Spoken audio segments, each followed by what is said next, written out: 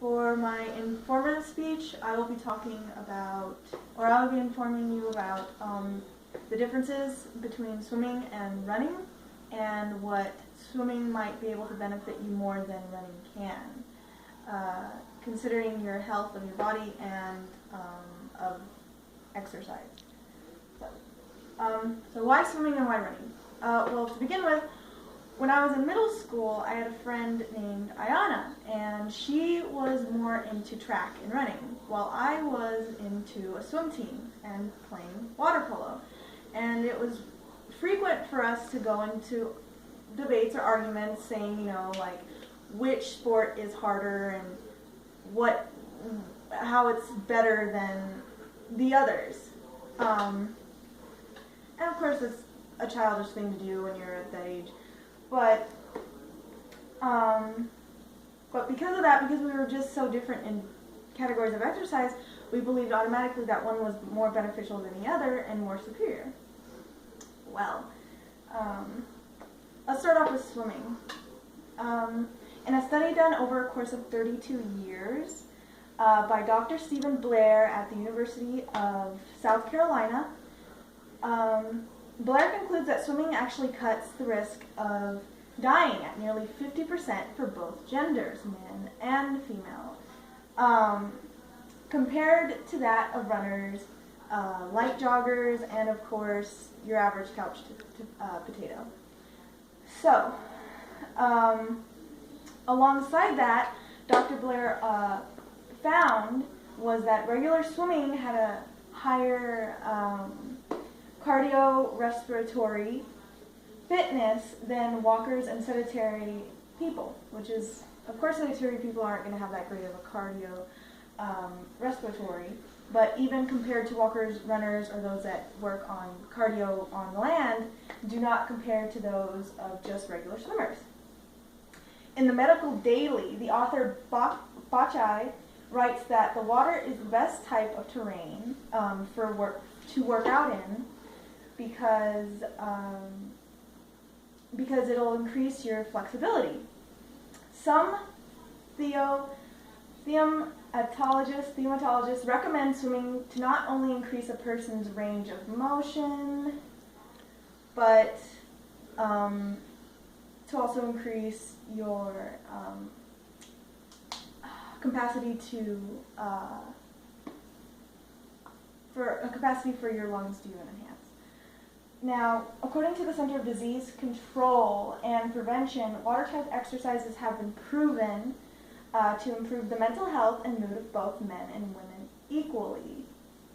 Of course, it has been proven that any type of exercise, whether it's just like jogging or walking outside, can improve your mentality, but swimming in itself, considering how calming it is, how less impact your body has, your mentality, your mood is more benefited by it.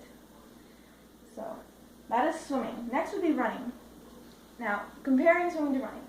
Of course, running is beneficial still. With running, you have varied terrains, which means swimming, while with swimming you only have one.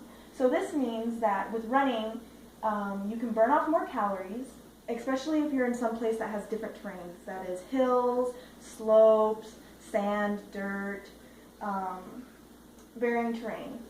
Running is the option, also for running, it's more of the option to become lean and to lose weight, while with swimming you're going to gain more muscle. You'll also lose weight, but it's going to be but you will gain more muscle in the long run. Running also strengthens your bones due to the heavy impact that they face, creating an increase in your bone density.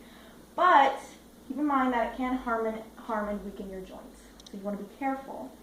Running, from this short study done by Fit Day, is more effective at burning calories than swimming, which is why running is more for losing weight than gaining bulk or muscle.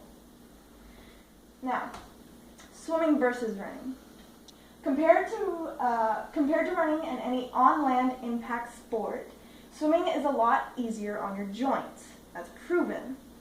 Similar to running, while swimming, you are mostly working out your lower body, but What running usually does not, swimming is also working out your upper body muscles, which is no surprise because you have to use your entire body in the water, not just your legs.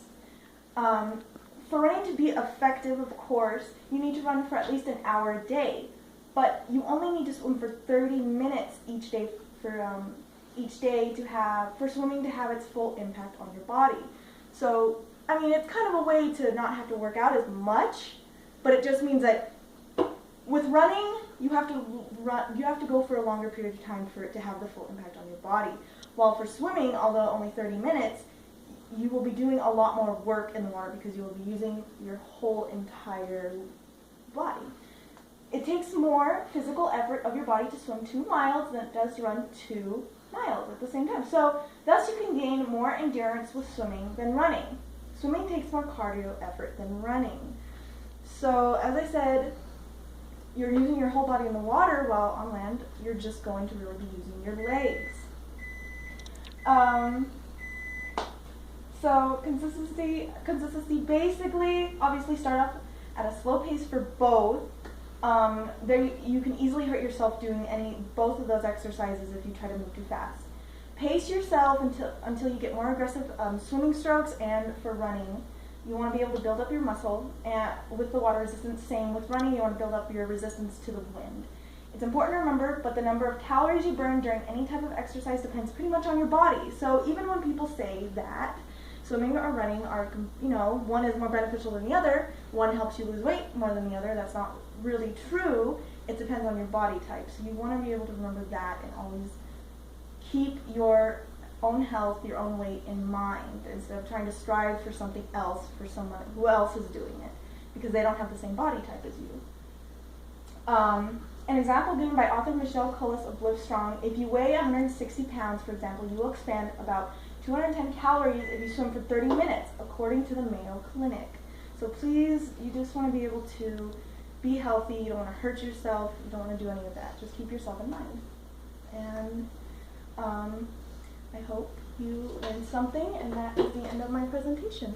Thank you.